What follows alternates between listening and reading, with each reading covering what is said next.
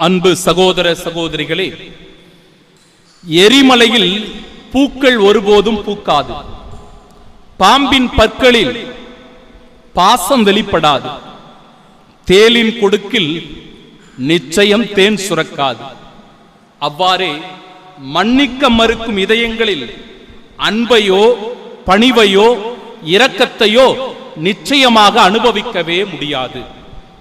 திருத்தந்தை புனித 2ஆம் ஜான் பால் தன்னை குண்டுகளால் துளைத்தவனை மனதார மன்னித்தார். புனித அன்னை தெரேசா தன் முகத்தில் காரி உமிழ்ந்தவனை மன்னித்து ஏற்றுக்கொண்டார்.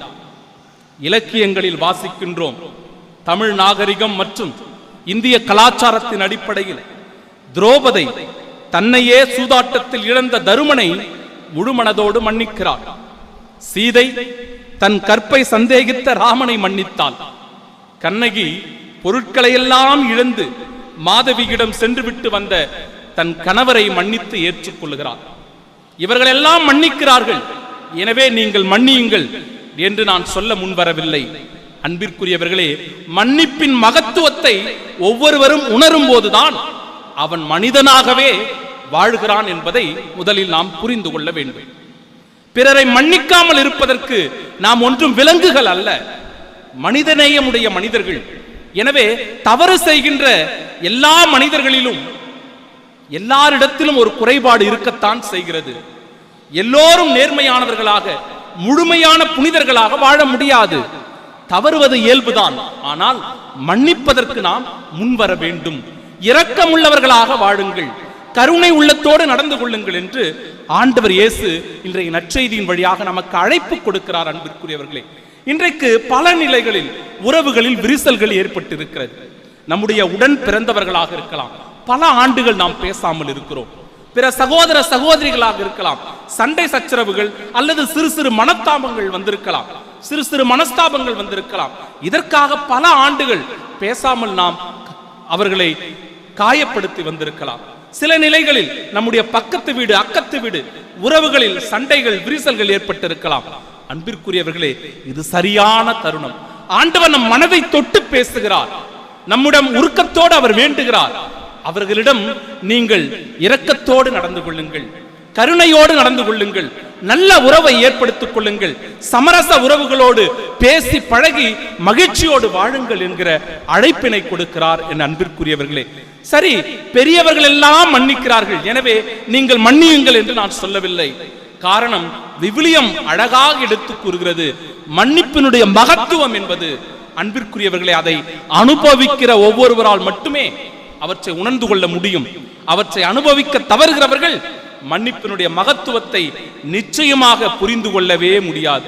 மன்னிப்பு அன்பின் அடையாளம்.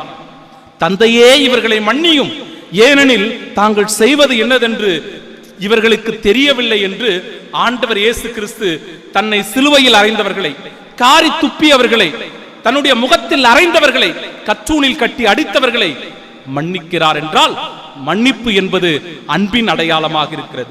மன்னிப்பு இரக்கத்தினுடைய அடையாளம். யோவான் நற்செய்தி 8வது அதிகாரம் 10-11 இறைவார்த்தைகள். இயேசு நிமிர்ந்து பார்த்து, அம்மா, அவர்கள் எங்கே? நீர் குற்றவாளி என்று எவரும் உமக்கு தீர்ப்பிடவில்லையா என்று கேட்டார்.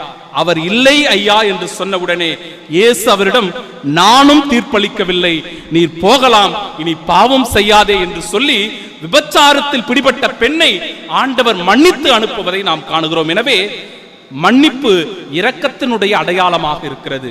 மன்னிப்பு மனமாற்றத்தினுடைய அடையாளம். லூக்கா நற்செய்தி 19வது அதிகாரம் 8வது இறைவார்த்தை. அன்பிற்குரியவர்களே, சக்கேயு எழுந்து நின்று, ஆண்டவரே, என் உடைமைகளில் பாதியை ஏழைகளுக்கு கொடுத்து விடுகிறேன். எவர் மீதாவது பொய் குற்றம் சுமத்தி எதையாவது கவர்ந்திருந்தால் நான் அதை 4 மடங்காக திருப்பி கொடுத்து விடுகிறேன் என்று சொல்லி பிறரை களவாடிய நேரங்களில், பிறரை ஏமாற்றி வஞ்சித்து பறித்த அந்த பொருட்களை எல்லாம் முழு மனதோடு பிறருக்கு திருப்பி கொடுத்து மனமாற்றத்தின் அடையாளமாக மன்னிப்பு திகழ்வதை அன்பிற்குரியவர்களை நம்மால் உணர்ந்து கொள்ள முடியும். மன்னிப்பு என்பது துன்பங்களை ஏற்றுக்கொள்வதனுடைய அடையாளம். உங்கள் வலக்கண்ணத்தில் அறைபவனுக்கு மறுகண்ணத்தையும் காட்டுங்கள் என்றும், உங்கள் அங்கியை எடுத்துக்கொள்ள விரும்பினால் உங்கள் மேலுடையையும் அவர் எடுத்துக்கொள்ள விட்டுவிடுங்கள் என்றும், ஒரு கல் தொலைவரை வரை கட்டாயப்படுத்தினால் 2 கல் தொலைவரை செல்லுங்கள் என்று சொல்லுவதின் வழியாக இந்த மன்னிப்பு என்பது துன்பங்களை ஏற்றுக்கொள்வதனுடைய அடையாளமாகவும் அமைந்திருக்கிறது. அன்பிற்குரியவர்களே, மன்னிப்பு மகிழ்ச்சியினுடைய அடையாளம். லூக்கா நற்செய்தி 5வது அதிகாரம் 20-25 இறைவார்த்தைகள். உன் பாவங்கள் மன்னிக்கப்பட்டன. உடனே அவர் அவர்கள் முன்பாக எழுந்து தாம் படுத்திருந்த கட்டிலை எடுத்துக்கொண்டு கடவுளை போற்றி புகழ்ந்தவாறே தமது வீட்டுக்கு போனார் என்று சொல்லுகிற வேளையில் அது மகிழ்ச்சியினுடைய அடையாளமாக இருக்கிறது. எனவே என் அன்பிற்குரியவர்களே, இப்பேற்பட்ட மன்னிப்பினுடைய மகத்துவம் என்பது அன்பாக, இரக்கமாக, மனமாற்றமாக, துன்பங்களை ஏற்று வாழ்வதாக, மகிழ்ச்சியின் அடையாளமாக இருக்கின்ற இந்த மன்னிப்பை ஒரு கோழைத்தனத்தின் அடையாளம் என்று நாம் நினைத்து விட்டோம் என்றால், நமக்குள் அந்த வஞ்சனைகளை வைத்துக் கொண்டு, பொறாமைகளை வைத்துக் கொண்டு, கோபங்களை வைத்துக் கொண்டு அகோரமானவர்களாகத்தான் காட்சி அளிப்போமே ஒழிய நிச்சயமாக நம்முடைய உள்ளத்திலே மகிழ்ச்சி இருக்காது, நம்முடைய உள்ளத்திலே நிம்மதி இருக்காது, நம்முடைய உள்ளத்திலே சந்தோஷம் இருக்காது.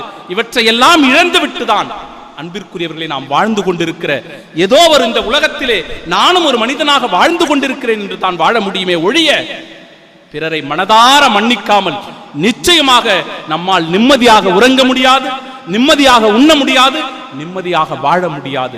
இதை நாம் உணர்ந்து கொண்டு பிறரை தாராள உள்ளத்தோடு மன்னிக்க வருவோம், தாராள உள்ளத்தோடு பிறரை மன்னிக்க முன் வருவோம்.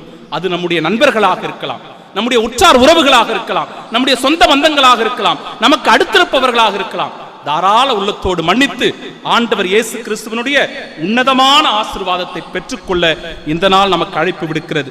இறைவார்த்தை, உங்களுள் ஒவ்வொருவரும் தம் சகோதர சகோதரிகளை மனதார மன்னிக்காவிட்டால் விண்ணுலகில் இருக்கும் என் தந்தையும் உங்களை மன்னிக்க மாட்டார் என்று சொல்லுகிற வேளையில் இறைவன் நம்மை மன்னிக்க வேண்டும், நம்மை ஏற்றுக்கொள்ள வேண்டும், அவருடைய பேரின்பத்திலே நமக்கு இடமளிக்க வேண்டும் என்றால் முழு மனதோடு பிறரை மன்னிப்போம்.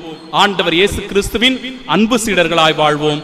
தந்தை, மகன், தூய ஆவியாரின் பெயராலே ஆமென்.